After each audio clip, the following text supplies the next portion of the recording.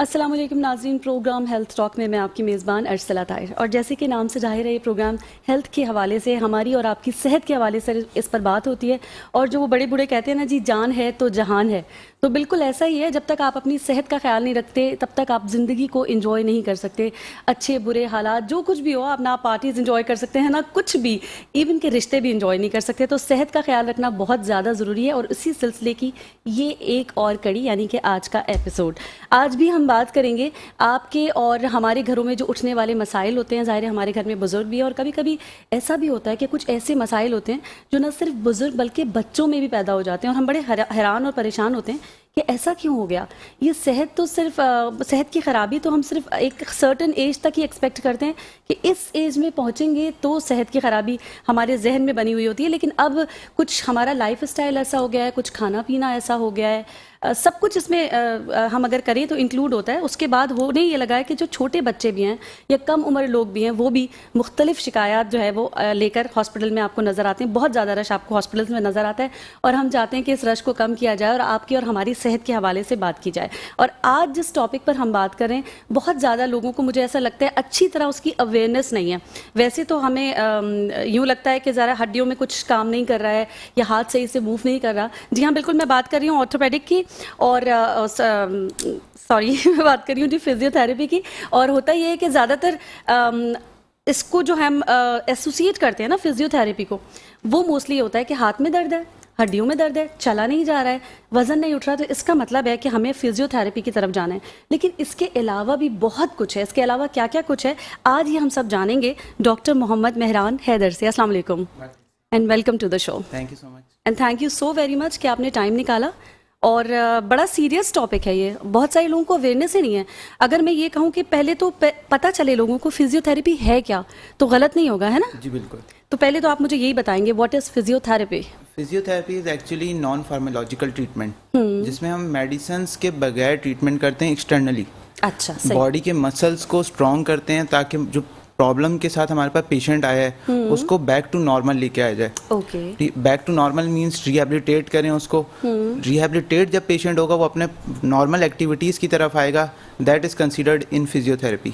Okay. Physiotherapy में basically हम patient को फ्रॉम वर्स टू नॉर्मल लेके आते हैं। ठीक। ये हमारा बेसिक गोल होता है, जिसमें हम पेशेंट की स्ट्रेंथनिंग के ऊपर भी काम करते हैं। इन केस उसका मसल शॉर्ट है तो उसको स्ट्रेच करके उसको बैक टू नॉर्मल लेके आते हैं। इन केस उसको कोई वीकनेस आ रही है तो उसके ऊपर काम करते हैं। सही। फॉर सपोज मसल स्पैज़म के साथ पेशेंट आए, मोस्टली अगर देखा जाए तो पेशेंट जो है उनको सर्वाइकल मूव नहीं हो रहा होता है, इनके उनकी गर्दन जो है वो कहते हैं मेरी गर्दन अटक गई है या मेरी कमर अटक गई है, तो उनको स्पैज़म आ जाता है। तो स्पैज़म की वजह से हम जो है उसके ऊपर जो है ना स्पैज़म ब्रेक करते हैं मल्टीपल टेक्निक्स यूज़ करके। तो उनको ब्रेक करके जब पेशेंट नॉर्मल पे आता है, और ये इनके इफेक्ट्स बहुत अर्ली नज़र आते हैं आपको। जब वो इफेक्ट्स नज़र आते हैं, वो अपनी नॉर्मल पोजीशन पे वापस आता है या अपनी नॉर्मल डेली रूटीन पे वापस आता है, तो ये सब फिजियोथेरेपी में आता है। सही। डॉक्टर साहब, बहुत आसान ज़बान में हम इसलिए बात करेंगे कि बहुत सारे लोग ऐसे हमें सुन रहे होते हैं जिन्हें बहुत सारी मेडिकल की टर्म्स नहीं पता होती, उन्होंने आपकी तरह पढ़ा नहीं होता। व्हाट इज स्पैज़म जो आप बता रहे थे, उसको थोड़ा सा आसान अल्फाज में एक्सप्लेन कर दें, बड़ा अच्छा हो जाएगा। देखिए, स्पैज़म बेसिकली जो इन सिंपल वर्ड्स में कहूँगा, जो आपके मसल्स हैं या पट्टे हैं उनका खिंच जाना या फिर उसके ऊपर लोड ज़्यादा आ जाना, जिसकी वजह से वो अपनी जो है एक्टिविटी परफॉर्म ना कर पाए। यानी कि जो अपना मसल का काम है, फॉर सपोज कि गर्दन को मूव करने वाला मसल यहाँ पे आके रुक गया, तो उसके ऊपर लोड आ गया, उसके ऊपर जो खिंचाव आ गया, तो दैट इज़ कॉल्ड स्पैज़म। सही, बिल्कुल सही कहा आपने। अच्छा, ये स्ट्रेस वाली कंडीशन में भी हो जाता है, या ये किसी वेट की वजह से, जैसे आपने कहा कि वेट उठा लिया, या स्लीपिंग पॉस्चर की वजह से, या स्ट्रेस की वजह से भी हो जाता है? जी बिल्कुल, इसके मल्टीपल रीजंस हैं। सबसे पहले तो स्ट्रेस में ये है कि आपके ब्रेन के ऊपर जब लोड, स्ट्रेस में ब्रेन पे लोड आ रहा है, सही, तो ब्रेन की तरफ से जब मसल के पास सिग्नल नहीं आएंगे, और सिग्नल ना आने की वजह से ब्रेन जो है अपनी एक्टिविटी परफॉर्म जो है ना प्रॉपर्ली नहीं कर पा रहा, कि हमारा डबल जो है प्रॉब्लम्स की वजह से हम जा रहे हैं, यानी कि हम स्ट्रेस में भी हैं और हम अपनी एक्टिविटी भी परफॉर्म नहीं कर पा रहे। सही। तो वो स्ट्रेस की वजह से मसल्स इफेक्ट होते हैं, मस्कुलर पेन स्टार्ट हो जाता है। अच्छा, सही सही। अच्छा डॉक्टर साहब, आपके पास जो पेशेंट्स आते हैं उनमें ज़्यादातर लोग यंग होते हैं या एज वाले लोग आते हैं, या अब ऐसा होने लगा है कि छोटे छोटे बच्चे और कम उम्र लोग भी आने लगे इसी प्रॉब्लम के साथ? जी बिल्कुल, ये फिजियोथेरेपी समझने की समझने की ज़रूरत है कि physiotherapy is for all age groups, यानी कि हर उम्र के लिए, किसी एक ख़ास एज ग्रुप के लिए नहीं है फिजियोथेरेपी। जिसमें बच्चे भी हैं, मिड एज वाले भी हैं, और अडल्ट्स भी आते हैं, ओल्डर वंस भी आते हैं, तो इस फिजियोथेरेपी का रोल हर एज ग्रुप में है। हर एज ग्रुप में है, सही। रीज़न क्या हो सकते हैं? बहुत सारे मल्टीपल रीजंस। सबसे पहला जो अगर देखा जाए मस्कुलोस्केलेटल कंडीशन से, तो जो फिजियोथेरेपी के अंदर जो बैड पॉस्चर है, बैड पॉस्चर, राइट, यानी कि आपका चलने का स्टाइल गलत है फॉर सपोज, और बैठने का स्टाइल गलत है। अगर वजन उठा रहा है कोई, खास तौर पे बच्चों से, मैं बच्चों से स्टार्ट करता हूँ, तो बच्चों का बैग है, स्कूल का बैग, बिल्कुल सही कह रहे हैं। वो बच्चों का बैग अर्गोनॉमिकली डिज़ाइन नहीं है, सही। तो वो बच्चों का बैग बहुत ज़्यादा ओवरलोडेड होता है। फिर उसके बाद बच्चे जो हैं जिस सीट पे बैठते हैं वो उनके पॉस्चर के हिसाब से डिज़ाइन ही नहीं होती। अच्छा, सही। काफ़ी सारी, अगर आपने देखा हो कि बच्चों को, जब बच्चे स्कूल में होते हैं तो स्कूल में वो लोग, उनकी पोस्चर ऐसा होता है कि वो अपनी जो टांगे हैं वो ज़मीन पे लगा ही नहीं सकते। बिल्कुल ऐसा ही है, क्योंकि वो इतनी हाइट पे चेयर होती है। Right, right. फिर उसके बाद अडल्ट्स में आ जाएं या मिड एज ग्रुप में आ जाएं, तो उनका भी पोस्चर ख़राब होने के पीछे रीज़न क्या है? ज़्यादातर मोबाइल यूजेज आजकल बहुत ज़्यादा है, बहुत ज़्यादा, ठीक है। ऑनलाइन स्टडीज़ हैं, तो उस वजह से हम ये कोशिश करते हैं, इंक्लूडिंग आवर सेल्फ्स टू। ये मैं कहने वाली थी, ये प्रॉब्लम तो बड़ों के साथ भी है। जैसे अभी हम जिस तरह से बैठे हैं, बैग को कहते हैं स्ट्रेट रख के बैठा जाए, है ना, जो कि नॉर्मली देखा जाए तो मुश्किल है बैठना, क्योंकि या शायद हमें आदत नहीं रही है, हमें आदत ऐसे रही है बैठने की, तो वो इस तरफ आना ही हमारे लिए बहुत मुश्किल है। और ये मेरा ख्याल है स्कूल से ही चल रहा है। ये हमारे मसल्स इस चीज़ पे ट्रेन हो चुके हैं कि हम अगर स्ट्रेट बैठेंगे ना तो हमें लगेगा कि हम गलत पोस्चर में बैठे हैं, इवन तो वो पोस्चर ठीक है। अब हम झुक के बैठेंगे तो झुक के बैठने का मतलब है कि हम अपने मसल के ऊपर ओवर एक्टिविटी या ओवरलोड कर रहे हैं उसको, जिसकी वजह से वो हमें इन फ्यूचर प्रॉब्लम्स कॉज कर सकता है। सही। फिर उसके बाद जब लैपटॉप्स और मोबाइल का यूजेज है, फिजिकल एक्टिविटी बिल्कुल कम होगी, खास तौर पे पोस्ट कोविड। बिल्कुल। तो वो ज़्यादातर लोग घर में रहने को प्रेफर करते हैं, वहीं पे गेम्स हो रही हैं, वहीं पे मोबाइल पे ऑनलाइन स्टडीज़ हो रही हैं, तो वो बहुत ख़राब पोस्चर है।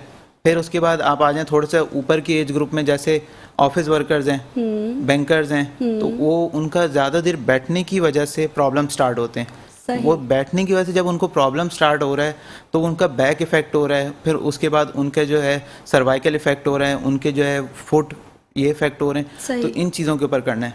ओल्ड एज ग्रुप में फिर अलग प्रॉब्लम्स आ जाती हैं, वो तो जाहिर है, वो उसकी एज की डिमांड है, मेरा ख्याल, एज रिलेटेड प्रॉब्लम्स आ जाती हैं। सही। डॉक्टर साहब, ऐसी कोई चीज़ आप लोग नहीं इन्वेंट करते कि बैक पे कोई ऐसी चीज़ लगी हुई हो कि इंसान सीधा बैठा रहे? मेरे अब्बा कहते थे कि मेरा दिल चाहता है कि बैक पे ना तुम लोगों की लकड़ी मैं रख दूं ताकि तुम लोग सीधे बैठो, उनको बड़ा बुरा लगता था। तो ऐसी कोई चीज़ नहीं है कि बट इनिशियली प्रैक्टिस के लिए आप कोई ऐसी बेल्ट, कोई ऐसी चीज़, ताकि इंसान यूज टू तो हो जाए ना।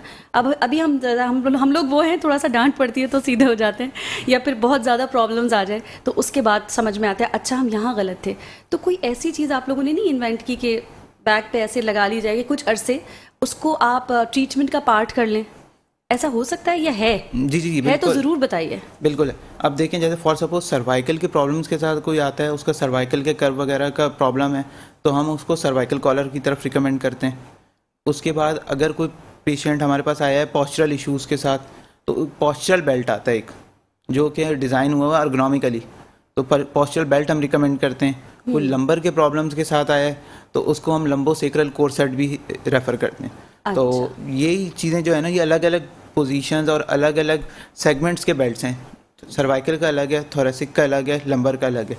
सो इन अलग अलग चीज़ों की वजह से, क्योंकि ये देखें कि ये टेम्परेरी है, ये कोई परमानेंट सोल्यूशन नहीं है इनका। अच्छा। परमानेंट सोल्यूशन के लिए आपको अपनी एक्टिविटी को थोड़ा सा मॉडिफाई करना होगा अपने आप को। जब तक आप अपना लाइफस्टाइल मॉडिफाई नहीं करेंगे, आप अपनी बैक टू नॉर्मल एक्टिविटीज़ पे नहीं प्रॉपरली आ सकते। सही, यानी कंडीशंस अगर ये फेस कर रहे हैं फिर आप ये यूज़ कर सकते हैं। जी। बिफोर दिस आप ऐसी कोई चीज़ नहीं बनी है? देखें, बिफोर दिस नहीं है ये, क्योंकि देखें यहाँ पर हमारे जो फील्ड है या हमारे जो प्रॉब्लम्स हैं उसमें अगर देखा जाए ना, तो जब तक हमें कुछ हो नहीं जाता ना, तो हम उसके जो है ना वो प्रिवेंटिव मेजर्स पे नहीं जाते। हम कहते हैं पहले होगा तो फिर हमने प्रिवेंटिव मेजर्स पे जाना है। बिल्कुल। सो अगर हम पहले ही उन चीज़ों को प्रिकॉशनरी तौर पे जो है ना उसके ऊपर काम करना शुरू कर दें, तो इन चीज़ों से बचा जा सकता है। कि अपने पॉस्चर को अच्छा रखें, ठीक है, अपनी डाइट को प्रॉपर रखें, हाइड्रेशन प्रॉपर रखें, प्रॉपर फिजिकल एक्टिविटी पे जाएं, तो that's so important for being a healthy citizen. अच्छा, इसमें डाइट का भी हाथ है? बिल्कुल, थोड़ा एक्सप्लेन कीजिए इसको। डाइट का रोल इसमें बहुत इंपॉर्टेंट है। देखिए, डाइट जितनी आप अच्छी लेंगे और प्रॉपर लेंगे, आप अपनी फिजिकल एक्टिविटी के साथ साथ डाइट अच्छी लें जिसमें आपके कार्बोहाइड्रेट्स, प्रोटीन्स, न्यूट्रिएंट्स अगर आपने अच्छे लिए, फॉर सपोज हम जंक फूड जैसे जिंगर हो गया और ब्रोस्ट हो गया, तो ये इन चीज़ों पर अगर हम फोकस करेंगे या फिर ऑयली चीज़ों पर फोकस करेंगे तो हमारे अपनी जो है ना हेल्थ के ऊपर इश्यूज आएंगे, जैसे कि ऑयली चीज़ें खाने से ज़्यादा आपके कार्डियक प्रॉब्लम्स हो जाते हैं, ठीक है, आपकी बॉडी के ऊपर फैट मास इंक्रीज होने लग जाता है। तो ये जब चीज़ें इंक्रीज होंगी तो आपकी बॉडी की फिजिकली जो स्ट्रेंथ है ना वो प्रॉब्लम में आएगी। फिजिकल स्ट्रेंथ जब इशू करेगी तो बॉडी जो है आपकी कंपनसेट करेगी, कंपनसेट होने की वजह से वो जो नॉर्मल एक्टिविटीज़ है वो परफॉर्म नहीं कर पाएगी। अच्छा, क्या फिजियोथेरेपी कुछ ऐसा ट्रीटमेंट है कि नॉर्मल लोगों को जिनको अभी प्रॉब्लम्स नहीं आई हैं वो भी आपके पास आते रहें और पूछते रहें कि क्या उन्हें ज़रूरत है? देखें, फिजियोथेरेपी हर एज ग्रुप के लिए, जिस तरह मैंने पहले बताया, सबसे पहली चीज़ ये है कि फिजियोथेरेपी में हमें पेशेंट्स को मैं ज़्यादातर एज ए क्लाइंट बोलता हूँ, क्योंकि वो उससे जो है ना उनकी मेंटल सेटिस्फेक्शन होती है। बिल्कुल सही। उसके बाद दूसरे नंबर पे ये है कि अगर आपने अपने आप को फिजिकली प्रॉपर रखना है या अपनी असेसमेंट करवानी है, क्योंकि मैं नॉर्मल हो सकता है ना हो, क्योंकि मेरा भी पोस्चर ख़राब हो सकता है, हर एज ग्रुप का जो है ना उनको अपने आप को असेसमेंट करवाना पड़ेगा। असेसमेंट के लिए जो है ना लाजमी एक दफ़ा आएँ ताकि जो है आपको प्रॉपर पता चल जाए कि ताकि इन फ्यूचर कोई प्रॉब्लम हो रहा हो तो उससे अपने आप को आप बचा सकें। बिल्कुल, ये वाला मिजाज वैसे हम लोगों में है नहीं ना, हम प्रॉब्लम आने के बाद ही डॉक्टर के पास जाते हैं, ये हमारे, लेकिन नॉर्मल इंसान बस आए और चेकअप करवा ले कि कहीं कोई प्रॉब्लम है तो नहीं, ये आप कह रहे हैं। बिल्कुल, स्क्रीनिंग और असेसमेंट आपको जो है ना टाइम बाय टाइम, ज़्यादा नहीं तो एवरी 3 मंथ्स में एक दफ़ा आप करवा लें, ताकि इन केस अगर कुछ लग रहा है कि कोई प्रॉब्लम हो सकता है इन फ्यूचर, क्योंकि फिजिकल असेसमेंट बहुत ज़रूरी है। असेसमेंट फिजियोथेरेपी में मोस्टली रोल ही असेसमेंट का है। सही। क्योंकि मैं जब स्टूडेंट लाइफ में था तो मेरे एक टीचर ने मुझे बोला था, एक बात याद रखना कि बेशक से 1 घंटे का सेशन है उसमें 50 मिनट असेसमेंट के ले लो, अच्छा, और 10 मिनट ट्रीटमेंट के ले लो, वो ज़्यादा अच्छा है एज़ कम्पेयर प्रॉपर असेसमेंट ना करके ट्रीटमेंट गलत दे देना। गुड। सो मेरा जो प्रॉपर मेन फोकस है वो असेसमेंट पे होता है।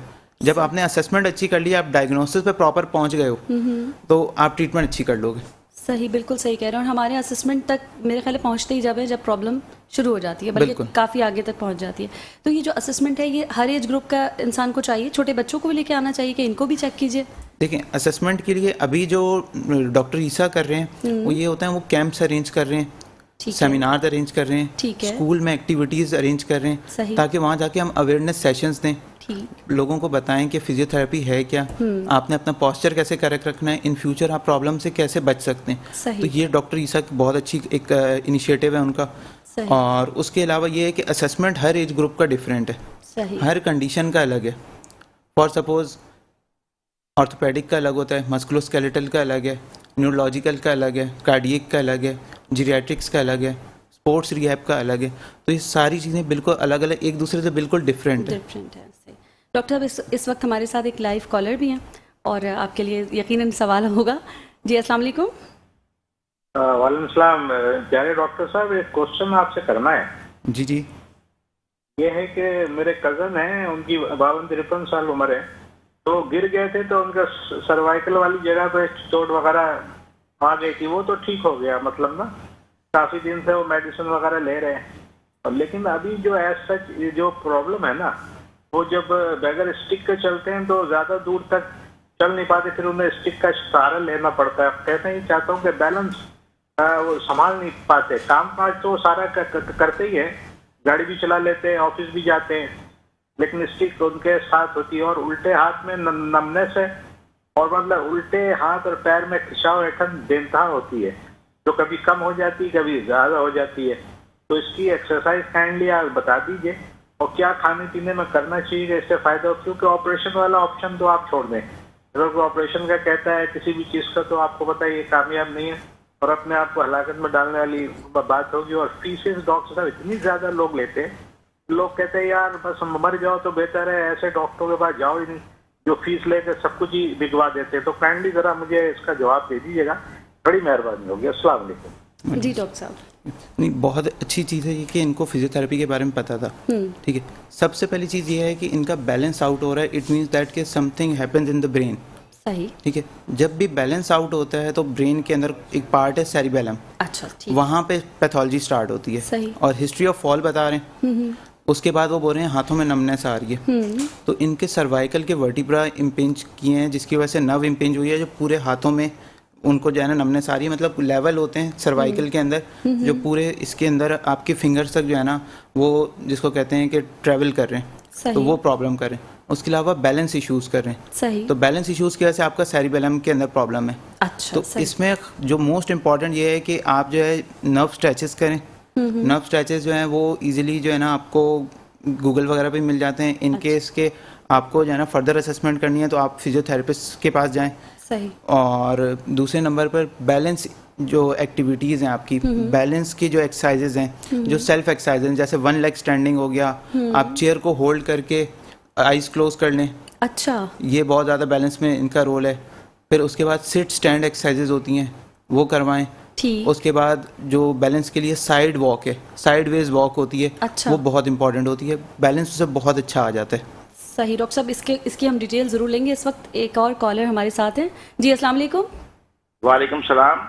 जी जी, मेरा सवाल डॉक्टर साहब से ये है कि जो 55 साल और 60 साल के करीब इंसान जाता है, उसकी घुटनों में जो गैप है वो आ जाए, उसकी वजह क्या होती है? एक तो ये, और जो गैप आ जाए क्या वो मुमकिन है कि कोई दूर एक्सरसाइज से दूर हो सके?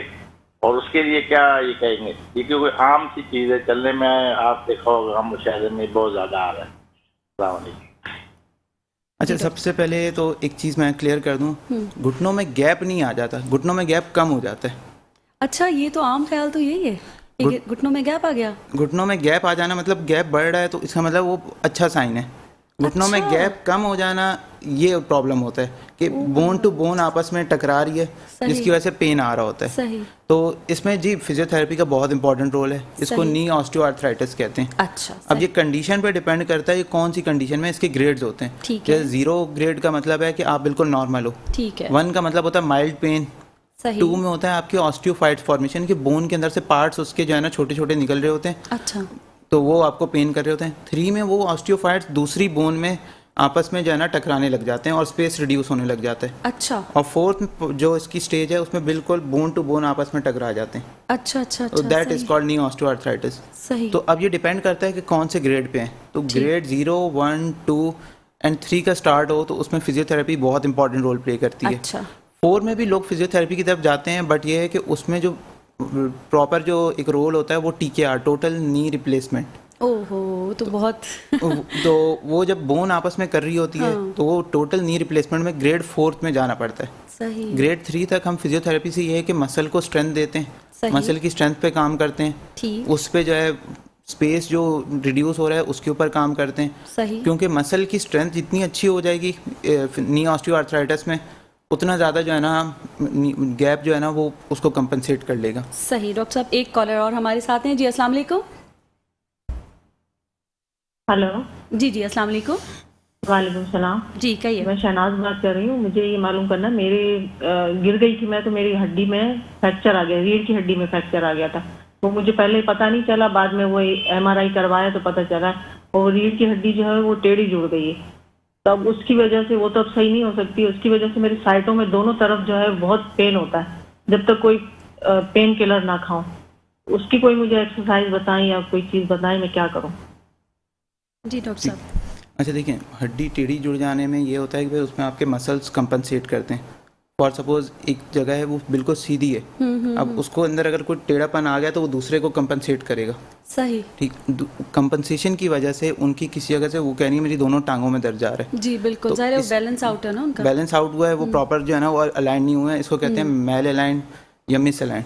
अच्छा, तो सही। उसकी वजह से उनका प्रॉब्लम स्टार्ट हुआ है और उनको दोनों नर्व इम्पेंज कर रही हैं। नर्व इम्पेंज होने की वजह से वो आपके जो है ना जो लेवल तक इम्पेंज है वहाँ तक पेन रेडिएट कर रहा है। सही। तो इसमें सबसे पहले चीज़ जो है वो होता है मस्कुलर स्ट्रेंथ, मसल की स्ट्रेंथ पे काम करेंगे। सही। ठीक है, इसमें ब्रिजिंग है, पेल्विक रोलिंग है, ठीक। और डिपेंड करता है कि कंडीशन क्या है, सही। क्योंकि जब तक पेशेंट को लाइव असेस ना किया जाए उतने तक ऐसी चीज़ें जो है ना बताई जा सकती हैं, लेकिन असेसमेंट के बाद भी बताएं ना ज़्यादा तो वो ज़्यादा इफेक्टिव होती हैं, क्योंकि हो सकता है उसमें कोई चीज़ फर्दर ऐड करनी पड़े। सही। बट ये है कि बैक के प्रॉब्लम्स में इन केस ब्रिजिंग हम देते हैं, पेल्विक रोलिंग देते हैं, सही। ठीक है, उसके अलावा हम ज़्यादातर कोशिश ये करते हैं कि पेशेंट जो है ना वो अपने आप को एक्टिविटीज़ में अपने आप को एनरोल रखे। अच्छा। एक्टिविटीज़ में एनरोल रहेगा तो पेशेंट जो है ना अपने आप को हेल्दी फील करवाएगा। अच्छा। मसल जितना एक्टिव है उतना ज़्यादा उसने पेन कम कॉज करना है। सही। तो इसमें फिजियोथेरेपी रोल करती है? अच्छा जी, कि पेन भी कम होगा और उनकी जो नॉर्मल रूटीन की जो एक्टिविटीज़ हैं वो दोबारा वैसे ही शुरू हो जाएंगी।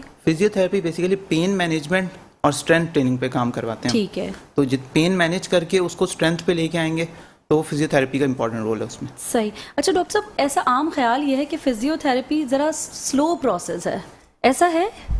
देखिए, सबसे पहली चीज़ ये है कि डिपेंड करता है कंडीशन पे। अच्छा। क्योंकि अगर आपके पास मस्कुलोस्केलेटल या ऑर्थोपेडिक कंडीशन के साथ पेशेंट आया है सो उसमें सबसे पहली चीज़ ये है कि उसमें बहुत इफेक्टिव और बहुत फास्ट जो है ना आपको रिजल्ट्स मिलेंगे। सही। ठीक है, विद इन 7 डेज भी मिल सकते हैं, 3 डेज भी मिल सकते हैं। ठीक। यानी कि विद इन 1 वीक आपको एक इफेक्टिव रिजल्ट सामने आएगा। सही। बट जहाँ पे न्यूरोलॉजिकल कंडीशन है उसमें थोड़ा सा टाइम लगता है, क्योंकि आपको मल्टीपल रेपिटेशंस करवाने होते हैं पेशेंट को ताकि उसके रिजल्ट्स हमारे सामने आना शुरू हों। सही। क्योंकि न्यूरोलॉजिकल कंडीशंस ब्रेन में होती हैं ज़्यादातर, ब्रेन के थ्रू होती हैं। सही, तो सही। ब्रेन के अंदर से जब हो रही है कंडीशन तो ब्रेन तक वो सिग्नल्स मल्टीपल रेपिटेशंस के थ्रू जब जाएंगे तो वो एक टाइम फ्रेम होता है, टाइम पीरियड होता है। Either it takes 15 days, 20 days और मे बी मंथ और अ मंथ। जी, ये मैंने, क्योंकि मेरी एक फ्रेंड थी, उनकी मदर जो है उनको लेके जा रहे थे फिजियोथेरेपी के, वो एटलीस्ट मतलब मुझे ऐसा लगता है कि 3 मंथ्स तक उनका ट्रीटमेंट होता रहा है। बिल्कुल। तो बड़ा लॉन्ग ये प्रोसेस लगा मुझे।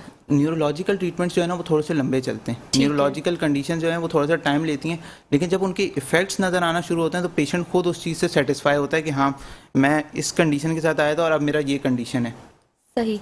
डॉक्टर साहब, आपसे और भी सवालात करेंगे, यहाँ लेंगे हम छोटा सा ब्रेक और वापस आते हैं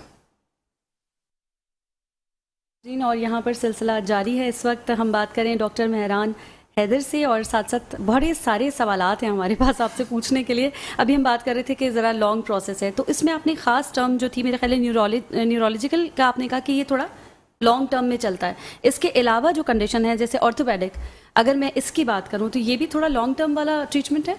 देखें, ऑर्थोपेडिक कंडीशन जो है वो डिपेंड करता है सिवियरिटी ऑफ कंडीशन पे। अच्छा। कि कितने सिवियर हैं। ठीक है। फॉर सपोज पेशेंट हमारे पास आया है कि उसको ऑर्थोपेडिक, वैसे पहले नंबर पे होता है मस्कुलोस्केलेटल। अच्छा, सही। मस्कुलोस्केलेटल का जिस तरह मैंने बताया कि सर्वाइकल हो सकता है, लो बैक पेन हो सकता है, उसके बाद शोल्डर पेन हो सकता है। अच्छा, सही। उसमें फ्रोजन शोल्डर भी आता है, मल्टीपल टाइप के प्रॉब्लम्स हैं, ठीक है। रोटेटर कफ इंजरीज आते हैं। सही। फिर उसके बाद अगर कोई आपका टेंडन इन्फ्लेम कर जाए, कोई टेंडनाइटिस की कंडीशन हो, मस्कुलोस्केलेटल में आता है। सही। फिर उसके बाद आता है आपके ऑर्थोपेडिक कंडीशन। ठीक है। ये पोस्ट फ्रैक्चर प्रॉब्लम्स होती हैं, ठीक है। जिसमें प्लेटिंग्स वगैरह होती हैं या कोई एक्सीडेंट वगैरह हुआ है या कोई इंजरी हुई है जिसकी वजह से प्लेट्स लग रही हैं, ठीक। सर्जरी हुई है, तो उसके अंदर मेन प्रॉब्लम्स ये होती हैं कि आपको फिजियोथेरेपी पे जाना पड़ता है कि वापसी आपको नॉर्मल पे लेके आया जाए। अच्छा। फॉर सपोज सर्जरी हुई है पेशेंट की, नी की सर्जरी समझ लें, जैसे अभी मैं नी ऑस्टियोआर्थराइटिस को लेके चलूँ, सही। नी की सर्जरी हुई है, ऑर्थोपेडिक कंडीशन है, सो उसमें हम पेशेंट को बैक टू नॉर्मल लेके आते हैं। सबसे पहले हमारा काम होता है हम पेशेंट के मसल्स को इतना ज़्यादा स्ट्रेंथनिंग करनी है हमने कि वो देखें पेशेंट का नी तो रिप्लेस हो गया है, ठीक है, मसल की स्ट्रेंथ तो वही है जो उसकी वो जहाँ पे था पहले, राइट। हाँ, ठीक सही है। है, बिल्कुल तो अभी हमें पेन के ऊपर काम करना है और उसकी जो है स्ट्रेंथ पे काम करना है। सही। तो वो उसके ऊपर जब काम करेंगे तो it takes minimum 15 to 20 days to come back to its normal position. अच्छा, ठीक। सही। सो ये ऑर्थोपेडिक कंडीशन जो है ना थोड़ा सा टाइम टेकिंग होती है, यानी कि ये होता है कि 1 मंथ के अंदर जो है ना वो मोस्टली ये रिकवर हो जाता है पेशेंट। इन केस उसको प्लेट्स लगी हैं या कोई रॉड वगैरह लगी है जिसको आई एम नेलिंग कहते हैं, इंटरमेडिनरी नेल। अच्छा, सही। सो उस नेल की वजह से आपका ये है कि जो रेंज ऑफ मोशन है, फॉर सपोज ज्वाइंट की जो मूवमेंट है, फॉर सपोज ज्वाइंट ने इतना मूव कर रहा है तो वो जो प्लेटिंग या एक्सटर्नल फोर्स लगी है या एक्सटर्नल फिक्सेटर लगा है तो उसकी वजह से वो यहाँ पे मूव कर रहा है, इतना आ रहा है। अच्छा, अब सही। इसको यहाँ से यहाँ पे लेके जाना ये फिजियोथेरेपिस्ट का काम है सही। कि वो टेक्निक्स, मल्टीपल टेक्निक्स यूज करके उसको जब नॉर्मल की तरफ लेके जाएगा तो वो थोड़ा सा टाइम टेकिंग कंडीशन होती है, क्योंकि पेशेंट को भी पेन फील हो रहा होता है। तो हमें पेन फ्री लिमिट में रहते हुए पेशेंट को बैक टू नॉर्मल लेके आना है। सही। अच्छा, ये है भी ट्रीटमेंट कुछ पेनफुल ट्रीटमेंट है, ऐसा ही है? नहीं, पेनफुल ट्रीटमेंट नहीं, वही मैंने बताया ना, पेन फ्री रेंज में रहते हुए हमें पेशेंट को नॉर्मल में कुछ लेके लोग आना। शिकायत करते हैं कि बड़ा पेन होता है। अब वो डिपेंड वीक करता होते है हैं या क्या वजह है? उनकी मसल की स्ट्रेंथ पर डिपेंड करता है। इनके अच्छा। मसल में स्ट्रेंथ नहीं है या मसल शॉर्टनिंग में गया हुआ है, मसल जो है स्पैजम में गया हुआ है, अच्छा तो उस मसल को स्पैजम ब्रेक करते हुए पेशेंट को वक्ती तौर पे थोड़ा बहुत पेन आएगा, अच्छा सही वो हार्डली 4 to 5 मिनट्स और मैक्सिमम 10 मिनट्स का। सही। उसके बाद जब आफ्टर एक सेशन लेने के बाद फिजियोथेरेपी का सेशन कंप्लीट होगा, उसके बाद पेशेंट खुद कहेगा कि वो पेन और अब सेशन के बाद वाले में यानी कि बहुत मेजर डिफरेंस है। सही। जो डिफरेंस होगा वो पेशेंट खुद आपको बताएगा कि मैं सेटिस्फाई होकर जा रहा हूँ। सही। हमारे साथ एक हमारे लास्ट कॉलर हैं। अस्सलाम वालेकुम। वालेकुम अस्सलाम। हेलो। जी जी अस्सलाम वालेकुम। वालेकुम अस्सलाम, आमिर बात कर रहा हूँ। जी आमिर कहिए।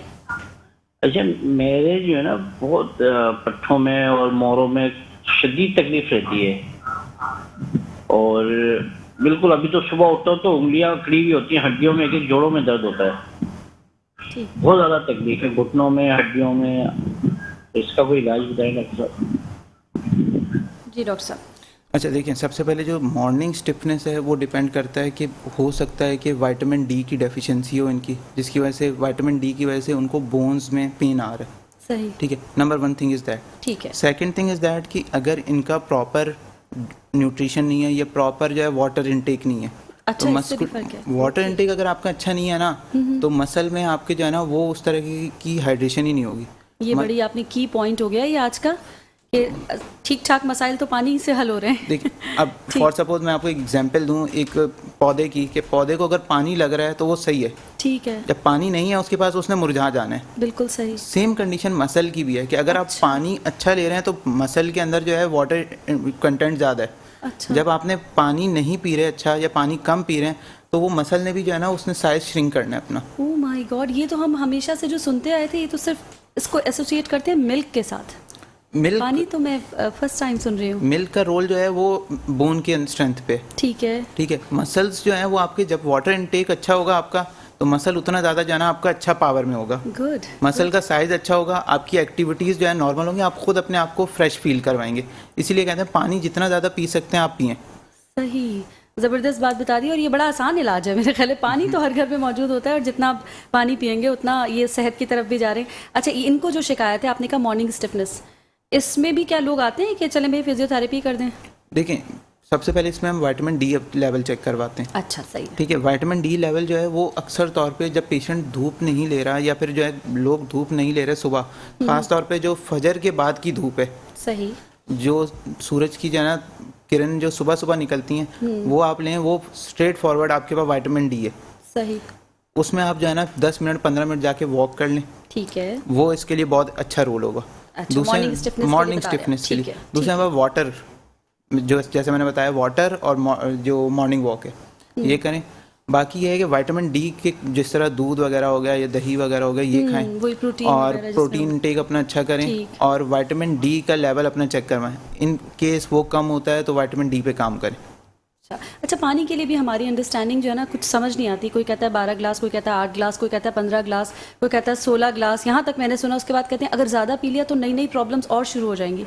तो एक होता है ना, बिल्कुल ये बस ये रेंज है, इससे ज़्यादा ना पिए, इससे कम ना पिए, वो आप ज़रूर बताएं जो हमारे मसल्स के लिए अच्छा हो। देखिए, पर डे आपको 12 to 14 ग्लास ऑफ वाटर एक हेल्दी अडल्ट के लिए जो है ना एवरेज 12 to 14 ग्लास वो इम्पॉर्टेंट है। अच्छा, आपने बात की है हेल्दी अडल्ट के लिए, है ना? अगर बच्चों में भी सब ये एवरेज सबके लिए है? नहीं, बच्चों के लिए अब देखें इसमें थोड़ा सा कम हो जाएगा, जैसे हो जाएगा 8 to 10 ग्लास हो गया, यानी कि डिपेंड करता है उसकी एज के ऊपर। यानी कि हेल्दी अडल्ट का मतलब है कि 18 साल से लेके 50 साल तक। सही है। तो ये उम्र के लोगों के लिए 12 से 14 ग्लास इम्पॉर्टेंट है। सही। अच्छा, अब आ जाते हैं हम न्यूरोलॉजिकल के हवाले से भी थोड़ा सा हमें फिजियोथेरेपी का रोल इसमें भी बता दें।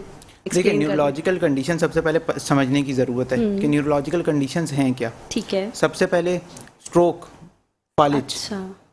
ठीक है, पार्किंसंस डिजीज, सही। मोटर न्यूरॉन डिजीज, ठीक है, ये कुछ ऐसी कंडीशंस हैं जो कि न्यूरोलॉजिकल कंडीशन से आपके पास पेशेंट आता है। ठीक है। कॉमनली स्ट्रोक होता है, तो उसमें असेसमेंट बहुत ज़्यादा ज़रूरी होती है कि वो इस्केमिक स्ट्रोक है या हेमरेजिक स्ट्रोक है। अच्छा सही। कि वो आइदर ब्लॉकेज की वजह से हुआ है या आर्टरी बस्ट होने की वजह से हुआ है। अच्छा सही। ठीक है, ब्लॉकेज की वजह से हुआ है फिर तो फिजियोथेरेपी का उसमें बहुत, हेमरेजिक में भी बहुत ज़्यादा रोल है, लेकिन ब्लॉकेज में जितना रोल है इस्केमिक में उसमें पेशेंट के अंदर एक रिकवरी फेज जिस तरह नज़र आएगा टाइम बाय टाइम, वो बहुत इंपॉर्टेंट है। हेमरेजिक स्ट्रोक में पेशेंट जो है वो उसका रिकवरी रेट इतना ज़्यादा नहीं है जितना इस्केमिक में होता है। अच्छा, क्योंकि ब्लड का जहाँ पे सप्लाई कम हुई है तो वो उस एरिया को इफेक्ट करेगा। अच्छा, सही, इसमें ठीक, आर्टरीज इन्वॉल्व होती हैं, एंटीरियर, मिडिल और पोस्टीरियर।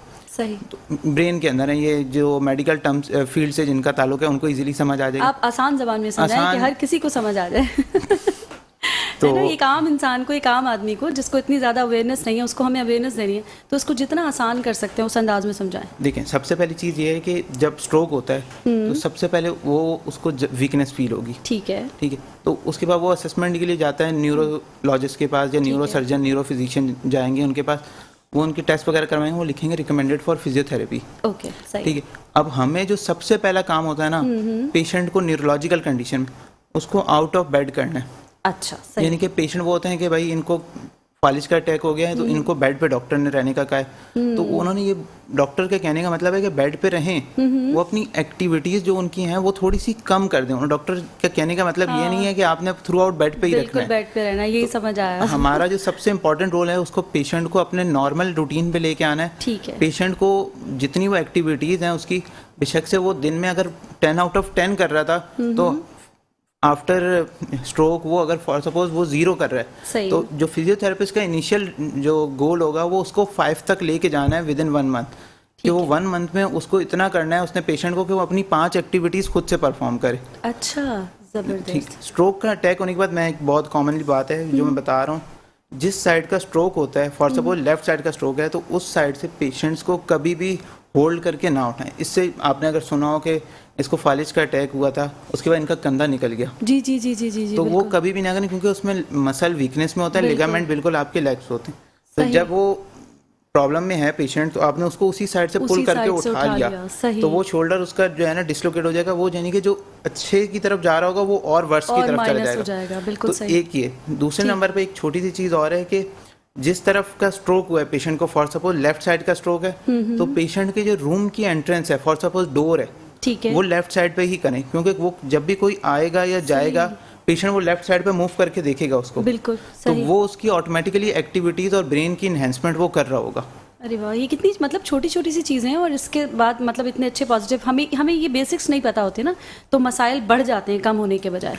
तो ये जो है ना बेसिकली ये फैमिली नॉलेज जो होती है ना, ये बहुत ज़्यादा ज़रूरी होती है। ये चाहे डॉक्टर हैं, फिजियोथेरेपिस्ट हैं, अटेंडेंट हैं, स्टाफ है, उनको ये फैमिली को चीज़ें गाइड करनी पड़ती हैं। आप फैमिली को चीज़ें जब ये गाइड करेंगे तो फैमिली ऑटोमेटिकली उनके ऊपर काम करेगी और वो पेशेंट की रिकवरी की तरफ जाएंगे। सही। अच्छा, इसके साथ साथ मेडिसिन का भी रोल होता है? मेडिसिन का रोल है, मेडिसिन इंटरनली काम करती हैं और जो फिजियोथेरेपी है वो एक्सटर्नली काम करती है। सही। फिजियोथेरेपी जो है वो हम जो है ना उसको एक्सटर्नल जो मसल की स्ट्रेंथ है उस पे काम कर रहे होते हैं, और जो इंटरनली उसको हील अप कर रही होती है वो मेडिसिन करती है। इनके दोनों साथ साथ चलते हैं। हाँ ना, ये दोनों चीज होता ये है कि बाज़ लोग जो फिजियोथेरेपी के लिए जा रहे होते हैं वो कहते हैं बस अब मेडिसिन की ज़रूरत नहीं है, इससे ठीक हो जाएगा, मेडिसिन के तो अपने साइड इफ़ेक्ट्स बहुत हैं। ये आम ख्याल लोगों का यही है, लेकिन आप ये कह रहे हैं कि दोनों चीज़ों को साथ साथ लेके चलना है, मेडिसिन का भी उतना ही रोल है और साथ साथ फिजियोथेरेपी का भी उतना ही रोल है। अच्छा, पीड्स की अगर बात करें हम, पीरियड्स में देखें कंडीशंस पे डिपेंड करता है कि पीरियड्स के ऊपर मोस्टली जो है वो बच्चे आ रहे हैं वो सेरेब्रल पैल्सी से आ रहा होता है। ठीक है कि भाई उसको आफ्टर बर्थ जो है ना बच्चा जो होता है उसको प्रॉब्लम स्टार्ट हुई है कि उसको फिट्स होंगे, यानी कि उसको झटके लगे हैं, बुखार हुआ है, तो उसके बाद जो है ना वो उसकी जो है ना वो जो जिस तरीके से बच्चा पहले था फिट से वो वैसे नहीं है, तो उसको नॉर्मल करने के लिए फिजियोथेरेपी का रोल होता है कि बच्चे जो के मसल्स इतने वीक हो जाते हैं उनको स्ट्रेंथ करना, उसको बैक टू नॉर्मल लेके आना, या उस बच्चे को जो है ना अपनी एक्टिविटीज़ पे नॉर्मल लेके आना। यानी कि नॉर्मल बच्चा अगर 1 साल की उम्र में खड़ा हो रहा है तो जो सेरिब्रल पैल्सी है फॉर सपोज वो बच्चा 1 साल की उम्र में खड़ा नहीं हो सकता। डिलेड माइलस्टोन्स होते हैं वो भी मिलते जुलते होते हैं सेरिब्रल पैल्सी से, लेकिन कुछ चीज़ें डिफरेंस होती हैं। जैसे फिट्स होते हैं वो सेरिब्रल पैल्सी में होते हैं, डिलेड में नहीं होते। डिलेड माइलस्टोन्स का मतलब ये है कि अगर फॉर सपोज मुझे ये कप होल्ड करना है, बच्चा इसको 3 महीने में होल्ड कर रहा है, डिलेड माइलस्टोन का बच्चा 6 महीने 7 महीने में जाकर इसको होल्ड करेगा। तो ये स्ट्रेंथ ट्रेनिंग और जो उनको एक्टिविटीज़ पे वापस लेके आना है ना, ये फिजियोथेरेपिस्ट का काम होता है। ये रिकवर हो जाता है? जी जी, ये इसकी रिकवरी रेट अच्छा है, पीरियड्स का बहुत अच्छा है। अच्छा, क्योंकि बच्चा ज़ाहिर है उस वक्त ग्रोइंग एज में और जल्दी जल्दी पिक कर रहा होता होगा, मेरे ख्याल है बॉडी जल्दी जल्दी एक्सेप्ट करती होगी चीज़ें। मोस्ट इंपॉर्टेंट चीज़ इसमें है पेरेंट्स एजुकेशन। बिल्कुल सही है। पेरेंट्स जितना ज़्यादा एजुकेटेड होंगे, पेरेंट्स जितना ज़्यादा उस चीज़ को जो है ना कॉप अप कर रहे हैं कि उसकी जो है मुझे जो उसकी एक्टिविटीज़ हैं उसको वापस लेके आना है, तो उसके ऊपर जो है ना पेरेंट्स का बहुत इंपॉर्टेंट रोल। देखें, मेरे पास अगर फॉर सपोज 24 घंटे हैं दिन में, पेशेंट 1 घंटे के लिए आए, सही, ठीक है, बच्चा बाकी 23 घंटे वो अपने पेरेंट्स के साथ है। बिल्कुल सही, ठीक है, तो पेरेंट्स की एजुकेशन बहुत ज़्यादा ज़रूरी है। पेरेंट्स जितना ज़्यादा उसके ऊपर काम करेंगे, पेरेंट्स पे जितनी वो नॉलेज होगी उसकी ट्रीटमेंट की, पेरेंट्स जो है उसको उतना ज़्यादा जल्दी जो है ना बैक टू नॉर्मल लेके आ सकते हैं। तो आप लोग पेरेंट्स को या फैमिली में जो लोग होते हैं उनको भी साथ साथ उनकी भी काउंसलिंग करते हैं कि हम तो ये करके जा रहे हैं, अब आपने ये करना है? देखिए, सबसे पहली चीज़ ये है कि न्यूरोलॉजिकल कंडीशन मैं अपना बता रहा हूँ, जी जी बिल्कुल, और पीरियड्स में हम बच्चों को या अटेंडेंट को साथ में रखते हैं।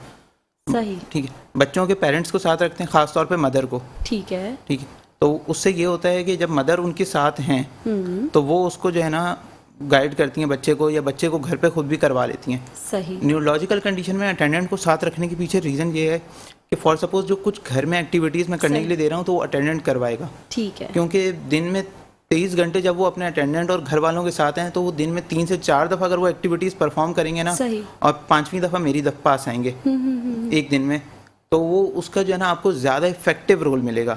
जितनी मल्टीपल रेपिटेशंस हो रही हैं वो उतना ज़्यादा जो है ना वो अच्छे से परफॉर्म करेगा। इन केस वो दिन में कुछ नहीं कर रहा, वो सिर्फ 1 घंटे के लिए मेरे पास आ रहा है, तो वो जो रिकवरी उसकी 1 महीने में होनी है वो उतनी डिले हो जाएगी। सही, फिर यही एक रीज़न होगा मेरे ख्याल है। फैमिली फिर उस तरह से शायद कोऑर्डिनेट नहीं करती होगी, कॉपरेशन के ज़्यादातर मैंने लोगों में सुना है कि नहीं, बहुत स्लो होता है प्रोसेस, लोगों को शायद अवेयरनेस कम है कि कुछ काम हमें भी करना है, बड़ा ज़रूरी है। अच्छा, आप तो करते मशीन से काम, है ना, हाथों से?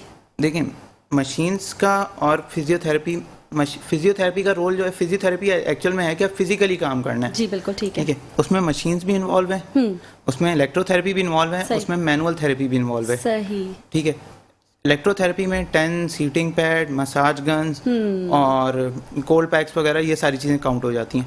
बट अल्ट्रासाउंड थेरेपी भी, मैनुअल थेरेपी में जो मेरे अपने मैं हाथों से काम कर रहा हूँ, जिसमें मसल के ऊपर जो है मैं मसल रिलीज कर रहा हूँ, फॉर सपोज बोन की स्ट्रेंथ के ऊपर काम कर रहा हूँ, कॉन्ट्रेक्चर ब्रेक कर रहा हूँ, तो ये सारी चीज़ें जो है ना ये मेरे मैनुअल थेरेपी में काउंट होंगी। ठीक है, स्ट्रेचिंग, स्ट्रेंथनिंग, ये सारी मैनुअल में आएंगी। ठीक है, फिर उसके बाद होती है मशीन्स वाला, जिसमें साइकिल आ जाता है, ट्रेडमिल आ जाता है, इलेप्टिक साइकिल आ जाती है, तो ये मल्टीपल मशीन्स होती हैं।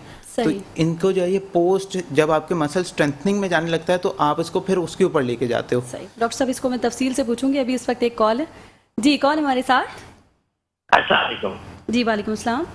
जी, मैं यहाँ से बात कर रहा हूँ, गुलशन से। ये डॉक्टर साहब से बात कर रही है? जी जी बिल्कुल कीजिए। मेरे जो मसल्स हैं उसमें भी ये तकलीफ हो रही थी, और ये जो अभी आप मशीन की बात कर रहे हैं, मशीन का इस्तेमाल भी नहीं किया था। ये बताइए कि मशीन चार्ज जो हम करते होते हैं तो उसमें कोई बाद में जो है मुश्किलात तो नहीं आ जाती है? पेन नहीं होता है, तो कोई मुश्किलात बात तो नहीं आ जाती है?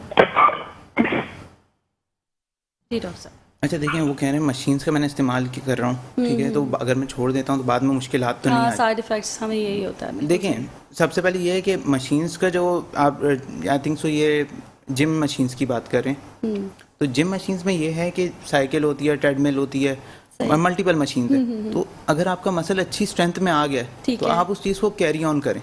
सही है, ठीक है, कि ज़्यादा एक्सेसिव लोड पे ना लेके जाएं, उसको एक मॉडरेट लेवल पे रखें जिससे आपकी इंड्योरेंस अच्छी हो। सही, यानी ट्रेनिंग अच्छी होगी मसल की, मसल जितना ट्रेंड होगा आपका उतना ज़्यादा वो अच्छा आपकी बॉडी के ऊपर रोल प्ले करेगा। सही, इन केस के भाई आपने बीच में उसको रोक दिया, वो उसने पेन नहीं करना, लेकिन वो आपकी फिर वो वाली स्ट्रेंथ नहीं रहेगी जो मशीन्स के दौरान कर रहा था वो। सही, तो ये चीज़ का इसमें जो है ना वो रोल है कि आपने जो है ना अपने मसल को इतना ट्रेन कर देना है, ठीक है, कि वो आपके जो है ना वो एक्टिविटीज़ परफॉर्मेंस में काम है।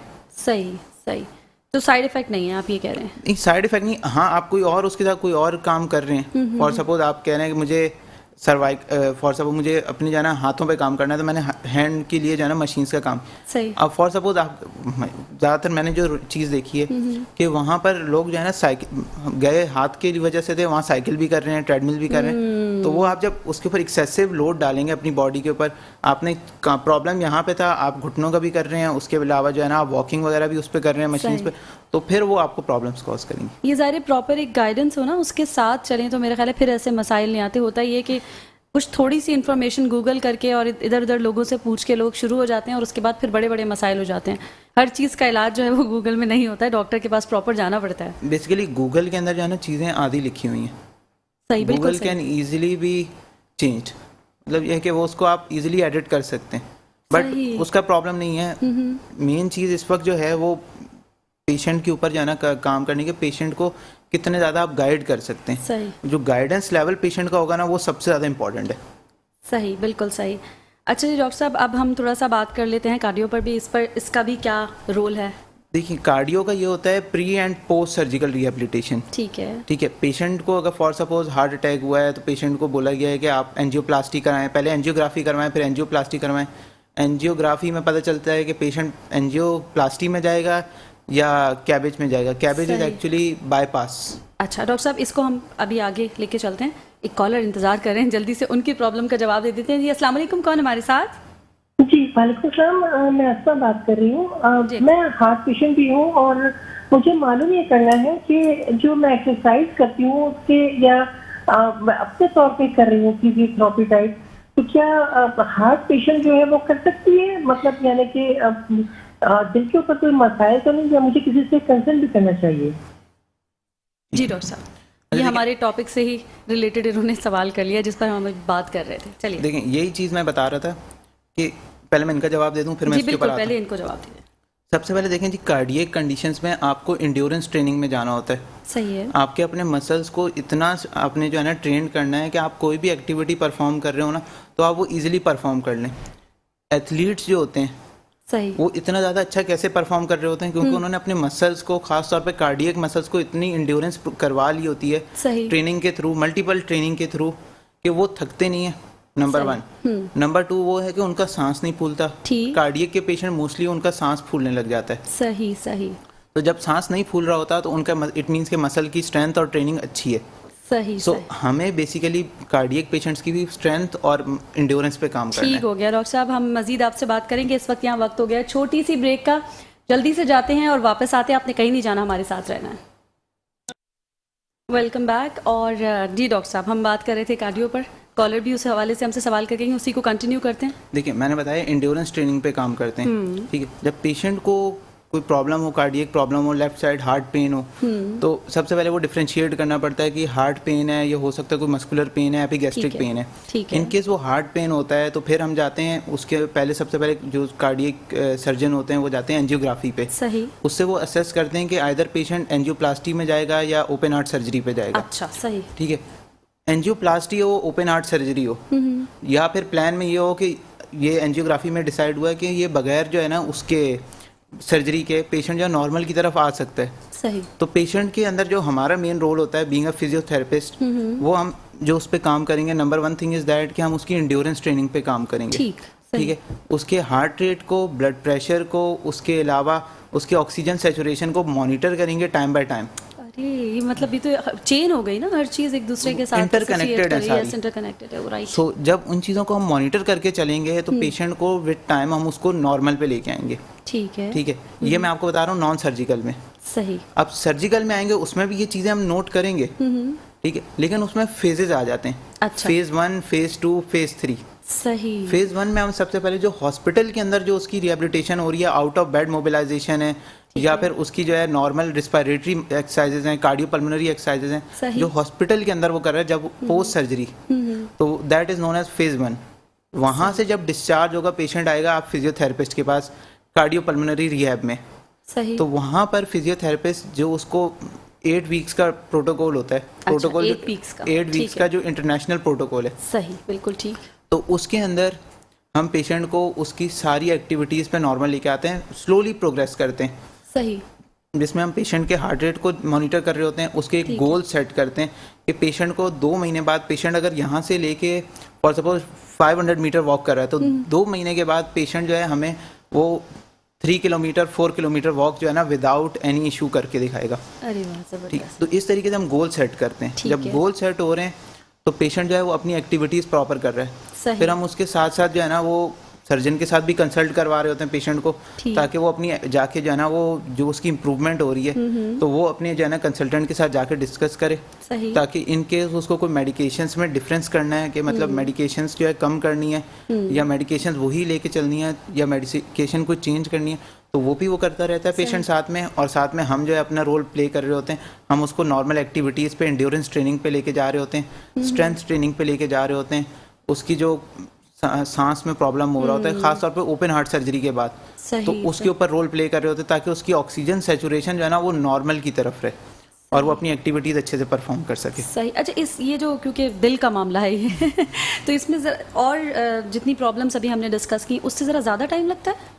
देखें, जो हार्ट का प्रॉब्लम है ना उसके अंदर गोल सेट होते हैं। सही। ठीक है, फेज़ 1 होता है वो अप्रॉक्सीमेटली 7 to 10 डेज का होता है। ठीक।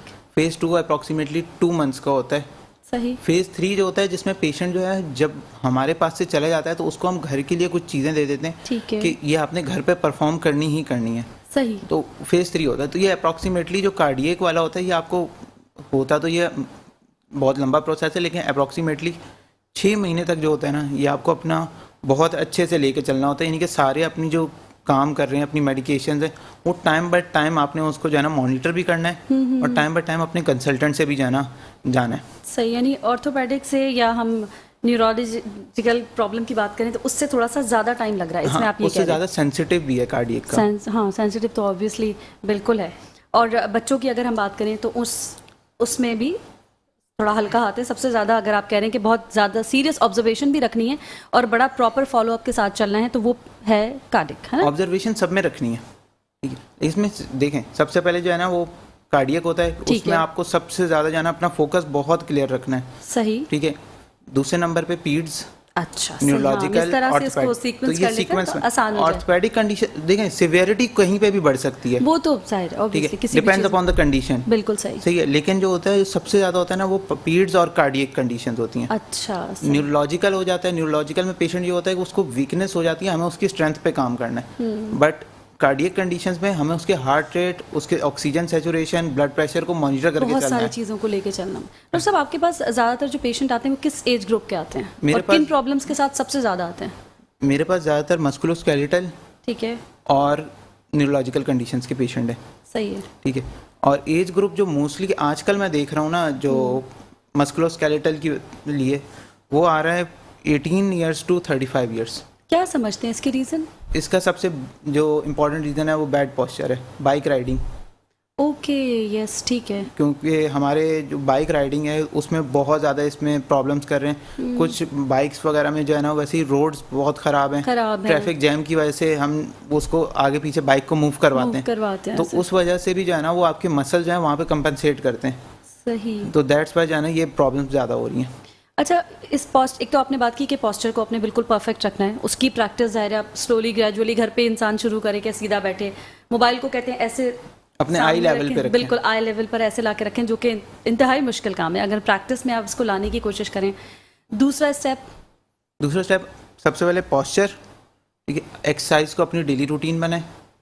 थर्डली आप जो है अपनी जो बॉडी जो एक्टिविटीज़ हैं अपनी हैं उनको टाइम बाय टाइम परफॉर्म करें। सही है, ठीक है। लोड या वेट वगैरह उठाने हुए उसको प्रॉपर अर्गोनॉमिकली, यानी कि वेट उठाना है तो उसको अर्गोनॉमिकली उठाएं ताकि आप मसल इंजरीज पे या फिर जो है ना बैक के प्रॉब्लम से बच सकें। सही। ठीक है।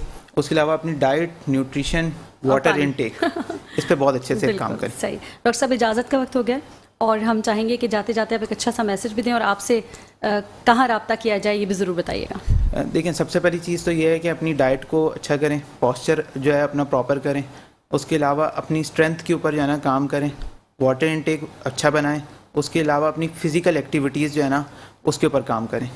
और मैं doctor Isa physiotherapy and rehabilitation centre Abul Hasan Ispahani road branch में होता हूँ फ्रॉम 5 PM to 10 PM। तो वहाँ पे if anyone wants to come they are most welcome. Thank you so very much. और यहाँ हम अपने नाजरीन से लेंगे इजाज़त। उम्मीद करते हैं आज का प्रोग्राम भी आपके लिए बड़ा फ्रूटफुल रहा होगा। नेक्स्ट एपिसोड तक के लिए अल्लाह हाफ़िज़।